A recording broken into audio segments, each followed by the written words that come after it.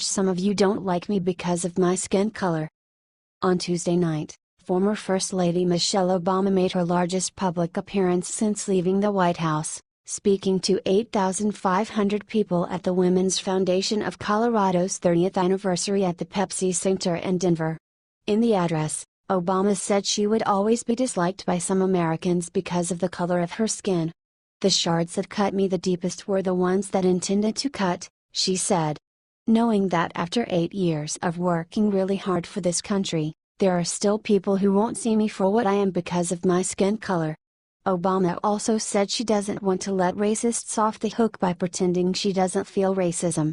"Women, we endure those cuts in so many ways that we don't even notice we're cut," she said. "We are living with small tiny cuts, and we are bleeding every single day.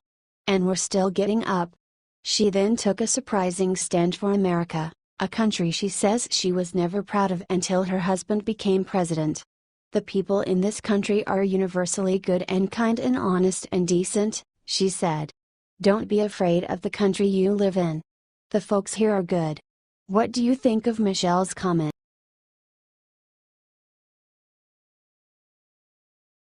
I have only just begun, Trump achieves employment record no POTUS could do in 16 years. President Donald Trump is clearly thrilled with the most recent jobs report from the Bureau of Labor Statistics. According to the July report, unemployment has fallen to a 16-year low, from 4.4% to 4.3%, and consumer confidence is at an all-time high. "Excellent jobs numbers just released, and I have only just begun," Trump tweeted in response. Many job-stifling regulations continued to fall. Movement back to USA. Trump also announced that over 200,000 jobs have been added back into the economy. This is an additional boost, given that jobs don't need to be added for unemployment rates to drop. President Trump has consistently gone after the mainstream media for failing to give him credit for his major economic wins. In June, he showed that the Dow Jones Industrial Average had hit an American high of 22,000. Economic growth has surged to 2.6% nationwide, Trump said on Thursday. "Nobody thought that number was going to happen. Unemployment is at a 16-year low. But don't forget, and I will never forget, the millions and millions of people out there that want jobs that don't register on the unemployment rolls because they gave up looking for jobs," he added. What do you think? Is this a major win for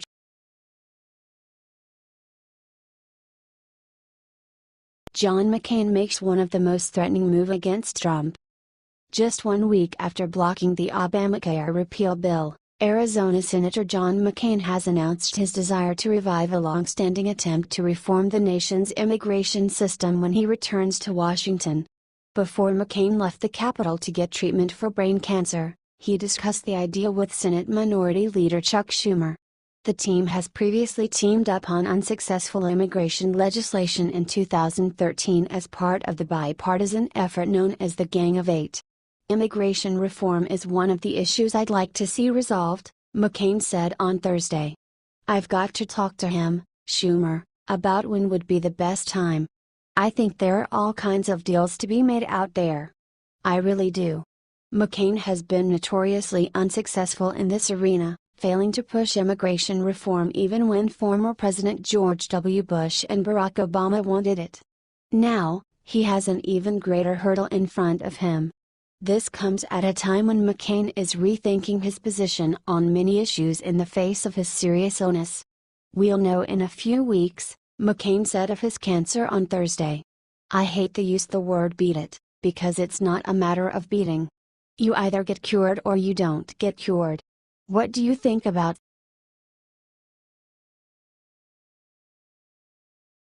"If you're against illegal immigrants, then vote me out," Lindsey Graham challenged the voters. Recently, Lindsey Graham proved just how out of touch he really is when he challenged voters to vote him out if they are against illegal immigration. "To the people who object to this, I don't want you to vote for me because I cannot serve you well," Graham said during the press conference. "The key here is to be fair to the 1 million immigrants, starting with the Dreamers, but convince people we're going to do what our great friend Ronald Reagan was not able to do, we're going to actually secure the border. control who gets a job, increase legal immigration so people don't have to cheat. Graham didn't stop there. He went on to insist that this is the only way the system will work at all. I've stopped letting 30% of the people who are mad about immigration determine how I behave, he added. To those who feel like you should deport younger undocumented immigrants, boy, I couldn't disagree with you more. He then went on to address President Trump personally. To President Trump, you're going to have to make a decision. The campaign is over. To the Republican Party, who are we? What do we believe? He asked. When they write the history of these times, I'm going to be with these kids. What do you think of Graham's comments? Is his thought process inherently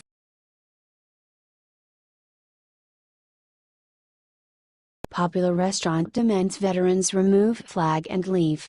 Let's boycott. Recently, a Dave & Buster's restaurant in Grandville, Michigan demanded that military veterans Victor Murdoch and Adrienne Brown of the American Legion Riders Post 179 either remove their vests or leave the establishment. The vests reportedly depicted the American flag, a bald eagle, and the prisoner of war flag, but the restaurant's management claimed the patches promoted gang-related symbols. The group was asked to remove the jackets or turn them inside out because the business dress code prohibits evidence of gang affiliation, Dave & Buster's said in a statement. Spokeswoman April Spearman said the policy was in place to ensure that everyone is able to enjoy themselves in a fun and safe environment. The American Legion is known as one of the most respected veterans organizations in the United States.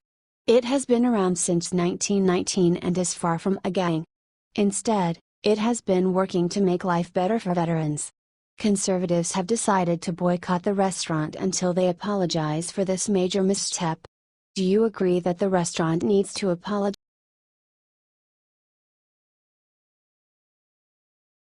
Trump protesters blocks road in rage, watch what the driver does next. On Wednesday, anti-Trump liberals took to the streets of St. Louis to protest against police officers. Once again, they ended up blocking traffic in a desperate attempt to make a point. But when one female protester attempted to use her body to stop the drive from continuing down the road, she found herself in a confrontation she didn't expect. When the frustrated driver tells her to get out of the street, the woman taunts him by wagging her finger at his windshield. That's when the driver begins to move towards the woman slowly. Clearly, that only provoked her more. So the driver decided to proceed on the road as usual, and the woman learned that blocking traffic is not exactly the smartest idea. The protests in St. Louis came in response to a suspect who was shot and killed while exchanging gunfire with a SWAT team earlier that day. Members of SWAT were executing a search warrant for narcotics at around 11:30 a.m. Wednesday when the suspect began shooting at them. That's when they returned fire and killed the suspect, who had been identified as Isaiah Hammett, 21. His family quickly came to his defense, calling the young boy innocent. He's been taking care of his grandfather since he was 16 years old, and he threw his grandfather on the floor, and when he thought somebody was kicking in the door he didn't know it was the police, Hammett's grandmother, Dawn Atwell, told reporters. He went and took his grandfather and put him on the floor to be safe and then goes in there, and next thing you know, he's dead. What do you think? Are you tired of police being demonized in these situations for simply doing their job?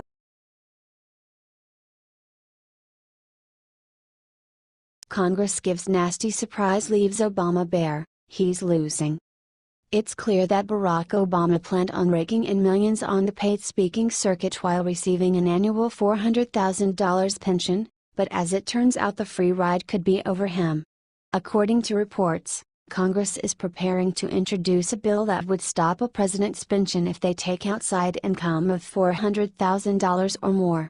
Last year, Obama made the controversial decision to veto this bill. Recently, when he accepted $400,000 to give a speech on Wall Street, the bill's sponsors announced they would be reintroducing the measure in hopes that President Donald Trump will sign it.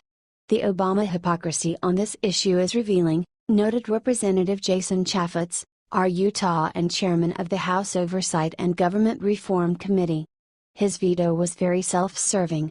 Chaffetz and Senator Joni Ernst are now gearing up to introduce the Presidential Allowance Modernization Act.